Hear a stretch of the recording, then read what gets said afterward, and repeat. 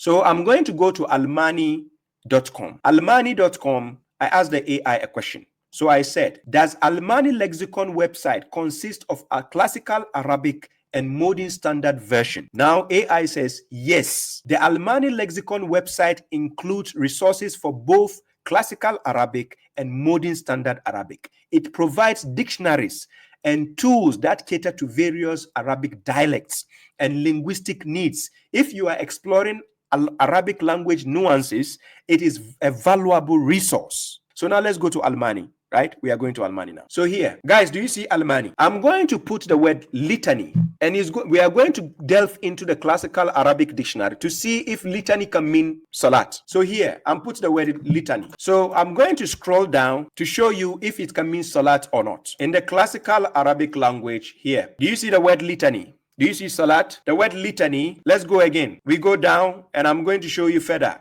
In the classical Arabic dictionary, it gives you salat litany here, and then you see the word salat. And then the word salat is synonymous with the word dua. Dua, because when you establish salat, you call on God. According to Quran chapter 17, verse 110, you call on God when you do salat. And we even see Zechariah in Quran chapter 3, verse 38 to 39, he did dua. He called on God during his salat. So it can synonymously be used together. Dua, but it is not limited to dua. Get the point right. So you see, litany, it means in the classical Arabic dictionary, for those who have the classical book itself, go and search it, you see, it means salat. Then I scroll down. Litany, in terms of religion, it means salat. We go down. Litany general, you see it is salat. Guys, are you seeing it for yourself? Baba Shuaib didn't just get up and translate the Quran anyhow I want. Yes. I studied it thoroughly before translating. My translation is out there because I know the likes of bozos like the mushriks who come after my neck. And I'm prepared. Come, let's sit down. And if you think I just did things out of ignorance, I can explain everything you see me write and everything I do. Unless if I'm not aware of a certain mistake or something that I did on the side, that is normal because I'm a human being.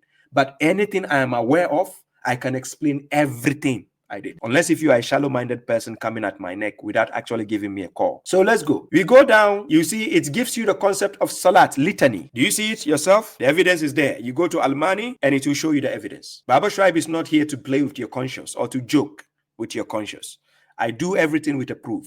Apart from that, liturgy. Can it mean salat in the classical Arabic language? This is liturgy. Can it mean salat? Let's go to the classical Arabic. So here, liturgy. Do you see the word here? Salat, or it can be translated as ibadah. It's a worship. It's an act of worship, but it's a public worship. Liturgy is a public worship. You do it with a group.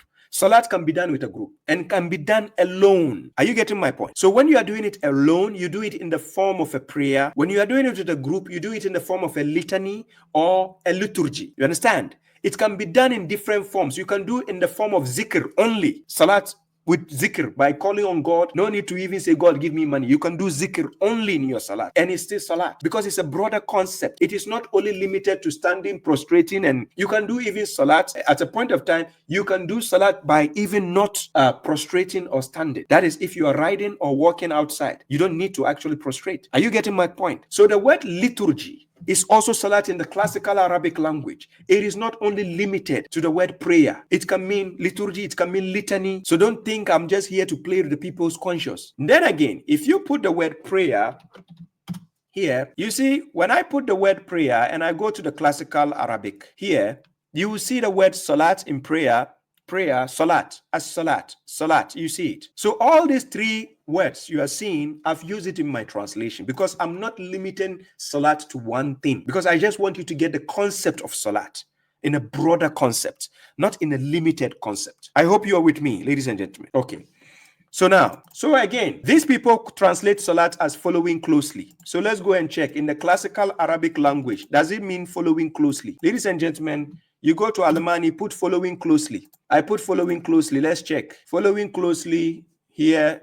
Following closely, follow closely. I don't see it here. Where is salat? I don't see salat. Where did it go? Following closely. I don't see in the meaning on original classical language. I don't see it here.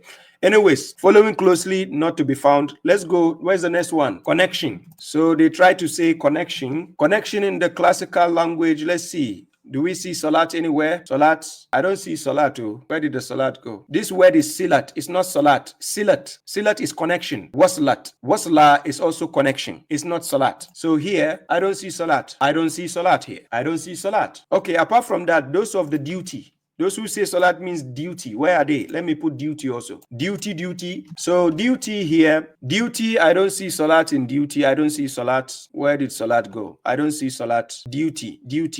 In the classical Arabic language, I don't see where salat means duty. It doesn't exist anywhere. It doesn't exist anywhere. So ladies and gentlemen, you see for yourself. That is why they are scared to face Baba Shuaib in a live dialogue. Wallahi. Pay attention. So now, the word ritual. They think ritual is only attributed to religion. Is the word ritual only attributed to religion? No. The word ritual is not limited to religion. Whether you say you are not religious, you say Islam is not a religion, no problem. But you don't understand what ritual is about. The word ritual is not limited to religion. While it is often associated with religious ceremonies or acts of worship, ritual can broadly refer to any set of actions or behaviors performed regularly. Do you perform your salat, your so-called salat? Do you do it regularly? The answer is yes. Do you do it daily? The answer is yes. Okay, no problem. Let's continue. Then it says, often in a formal or structured way. So now, the breakdown of what ritual is about. We have cultural rituals, which is traditions or practices tied to a specific community or culture, like weddings or seasonal celebrations. Number 2, personal rituals, habits or routines someone follows, like a morning ritual involving coffee and meditation.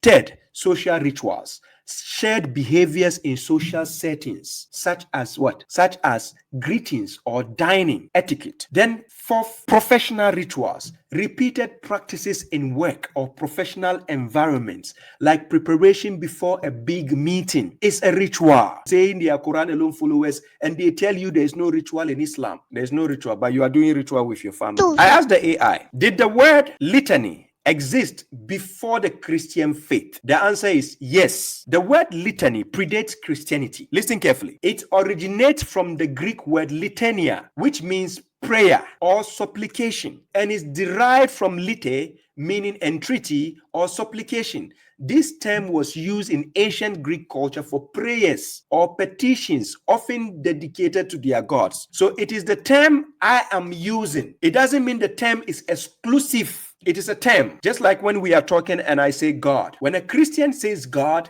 he has a concept of God in the head. When a Muslim says God, he has a different concept of God in the head. When a Jew says God, he has a different concept in their own context. So if I say God and I'm a Muslim, the moment you know I'm a Muslim, I'm talking about Allah. Are you getting the logic here?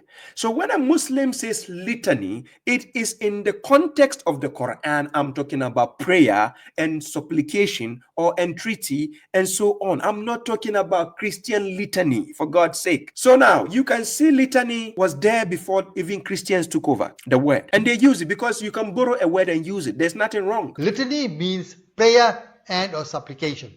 Yes.